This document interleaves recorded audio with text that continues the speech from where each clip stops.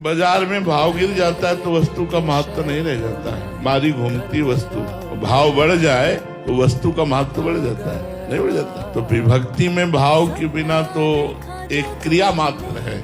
अगर भाव नहीं प्रकट हो रहा तो फिर अभिभक्ति ठीक से नहीं हो रही। घड़ा भरना चाहिए, यदि घड़ा भर नहीं रहा तो कोई छेद है, उस छेद को बंद करो।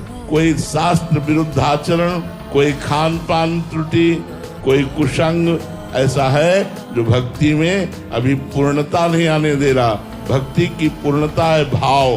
भाव में भरकर एक चुल्लू जल भी अर्पित कर दो, एक तुलसी दल अर्पित कर दो, एक पुष्प अर्पित कर दो, एक कोई फल अर्पित कर दो, बस इतने में ही भगवान राजी है हमारे।